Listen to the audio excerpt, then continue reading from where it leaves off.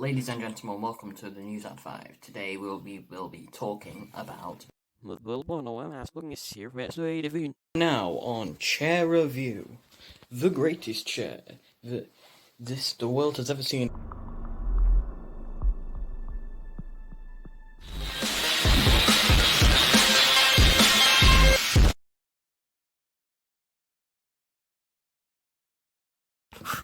Is this... There we go. Greetings, ladies and gentlemen. How are you? Today, I don't know what we're going to talk about this episode, but we're just going to find out. So, I was flooded with comments. Absolutely flooded with comments. You can see on the screen how many comments I got from my last video about how I should make a part 2 to that History of England. That's what it's called. But I don't think I'm ready for that yet. So it will be coming eventually, but not soon. But yeah, do keep your hopes up, guys. I'm not exactly sure what you want me to do. I think you want me to make more videos, but I'm not expecting any response actually. So yeah, let me just think of a topic to make a video on, because I just kind of pulled up the camera and decided to roll out a video. So yeah, I'll get back to you on that. I said I'll get back to you on that. I think we're ready. Nukes. They're pretty cool, aren't they? You know, the big booms. So I think I'm going to tell you about them and why you should probably be preparing a bunker or something. They were invented in like 1945, only 2. Despite being around for like 80 years, yeah, like 75 years, as of 76 years of making this. God, my math's bad. Yeah, so as of about 76 years of making this, nukes have only been fired on 2 countries.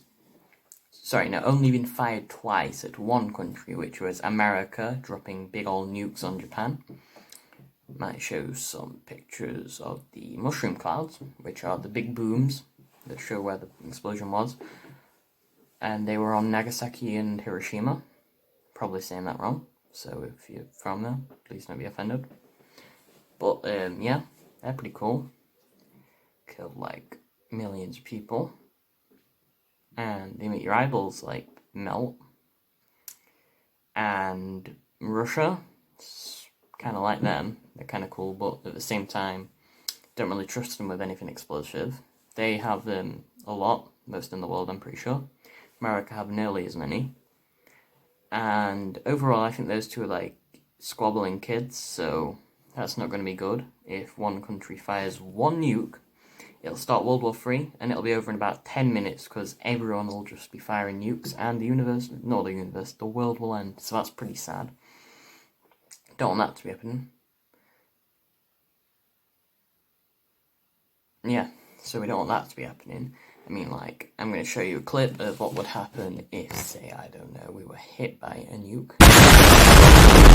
That's pretty funny, wasn't it? Imagine that happening, like, thousands of times across the entire world. Not funny then, is it now? But yeah, let's have a sip of this nuclear tea. Very nice. Gotta say, nuclear tea coming to stores near you. Yeah, not sure how to make YouTube videos, to be completely honest. But I know there's the Tsar Bomber, probably one of the most powerful nuke made by Russia, like 30,000 times more powerful than the one they dropped on Hiroshima. I think they're called Fat Man and Little Boy. But yeah, that's pretty scary, isn't it? So I think I'm going to do a checklist on how to survive a nuclear winter, which is where the ash from nukes and stuff blots out the sun, and it's permanently winter and stuff. So yeah, I'll tell you how to survive that. So yeah, welcome to Enzo's top 10 tips on how to survive a nuclear winter. Number 1, get a bunker. It's quite expensive, but a smaller one with like bunk beds and just basically a basement with bunk beds and some guns if they're legal in your country, but not in the UK. But I'm not from the UK. Definitely not. Yeah, I'm definitely from the UK. I can reveal that about myself. But, yeah, they, get guns, food, stuff like that, just to get, like, the basement with that kind of stuff in it. Maybe a toilet. It'll cost about insert price on screen here. Yeah, so only insert price on screen here amount for a bunker. Tip 2. Have food. Lots of food. I do recommend honey, because it don't go out of date, ever. It doesn't taste very nice after a while, but it doesn't go out of date, so it's always good for you. Canned food's another recommendation, because, like, you don't want to be starving to death after surviving big old booms, and that kind of thing. Tip 3.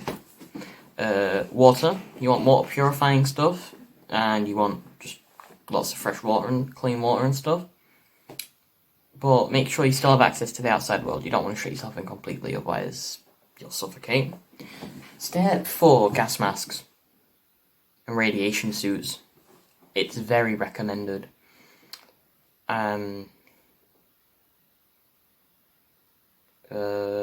Yeah, venture outside, make sure not to get it punctured and stuff. You look like a spaceman, but it's worth it, I swear. Thank me later when the world ends, eventually, and you'll have all of your supplies ready, so you can live in a cold, dark wasteland for as long as you want. You know, I don't think we should make a top 10 list on how to survive, because it would probably be better, you know, without the bomb, without living in a wasteland. Probably better to just die. Well, I'll let you make up your mind from that. I think I'm going to have to cut this top 10 short. But yeah, this is a shorter video, but I hope you like my new intro. It's definitely better than anything I've made before. And I want you to enjoy your nuclear tea, if you've got any. And I will say goodbye to you. Do you like tea? Send me tea. Also comment. It helps with the algorithm.